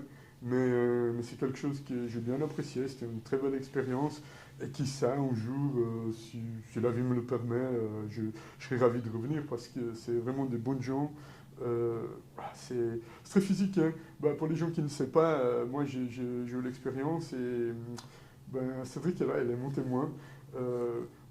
Les 4 premiers entraînements, je vomis 3 fois. Donc c'est vraiment à fond la caisse. Ça arrive. Je conseille vivement. Ça peut être une bonne publicité pour certains, mais pas. Ouais, justement, pas c'est un après, des c'est moi, je suis problèmes. pas en forme. Hein, enfin, Non, mais c'est pas que toi, hein. Il y a eu du monde. Et puis c'est vrai que des fois, c'est un des soucis qu'on peut retrouver en fait. mais c'est pas partout. Hein, Oui, mais justement, il y a c'est des poussé, sports comme c'est où beau, on va. Mais moi, c'est pour ça, genre, j'ai pas de souci avec les gens qui me disent c'est trop dur, voilà, j'ai besoin de trouver quelque chose de peut-être plus tranquille, enfin, ça me correspond pas, mais juste qui nous parlent en fait, qui nous disent les choses, les gens. Oui, Quoi, il c'est faut ça, en quoi. discuter. Hein. Enfin, moi, quand je trouvais que je ne pouvais pas y aller voilà, pour des raisons personnelles, je contactais Hervé, je lui expliquais voilà, le pourquoi, de comment. Il est intelligent, il a compris, donc voilà, qui sait un jour quand je pourrais, donc je reviendrai parce que franchement c'est une belle expérience. Ok. Parfait. Donc, pas de questions? Non, j'ai pas de question, j'ai des gens qui te saluent, comme Lily Travis, salut les coachs, entre autres. Mais, Pour ça, j'aurais dit mettez des questions pour rendre le podcast interactif. Quoi, genre, malheureusement, donc, ils n'ont pas mis, mais il y a quand même beaucoup de gens qui étaient online. Tant mieux qu'ils viennent. Ils étaient timides. Ouais, Sinon, ils n'ont pas osé poser des Ouais, questions ça, au prof. mais pourtant, ils étaient anonymes là, tu vois. Genre, ils m'ont dit on va te poser des questions. Tu vois. Malheureusement, ils ont pas osé, mais ça, ils vont te poser après. Très bien. Bon, Donc, on arrive vers la fin. Merci encore une fois, Cédric, d'avoir accepté donc, l'invitation. Pour moi, personnellement, c'est cool de pouvoir connaître un peu plus. Comme je dis, les choses ont beaucoup changé. J'ai déjà vu le sambo comme un rival. Maintenant, pour moi, c'est toute la même famille, tous les sports. La lutte, le sambo, le jiu-jitsu brésilien, le judo. Voilà. Donc, c'est cool de pouvoir connaître mieux, apprendre plus des choses aussi. Avant de finir, donc, je passe la parole à Cédric. Ruben, derrière l'écran, Chaos Suisse. Je profite, abonnez-vous sur la chaîne pour nous donner un peu de l'aide, on va dire comme ça, de la force. Podcast Mentalité Martiale. Donc voilà. Merci Cédric. Et Merci à vous. pour laisser un message à tes élèves qui n'ont pas posé de questions au public, n'importe qui. Non, déjà, merci à vous vraiment parce que, comme je disais à Ruben, moi je respecte vraiment ce que vous faites et je trouve ça vraiment cool parce que ça me manquait. Et en fait, pour revenir sur juste ce que tu disais par rapport justement à cette grande famille jiu-jitsu, judo, sambo, lutte, C'est vraiment un truc où bah, on a tous nos différences, mais au final, il y a quand même plein de trucs en commun et je trouve plein d'échanges à faire et qui nous permettent de tous progresser là-dedans.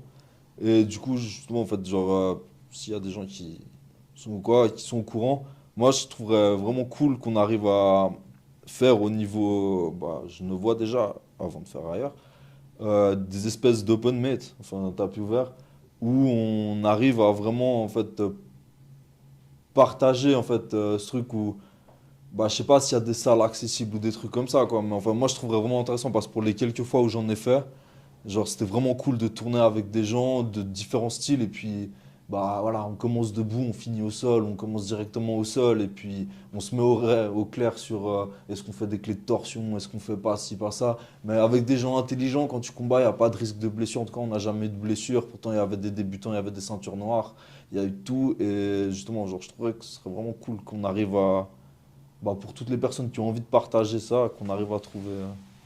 C'est noté. Avancer ensemble, quoi. Genre, s'il y a des gens Le qui. message il est passé et c'est aussi le message que nous ici nous essayons de passer, enfin, de démocratiser les arts martiaux parce que c'est pas toujours bien vu. Hein. Enfin, c'est les sports du combat, soit les MMA, soit même le sambo.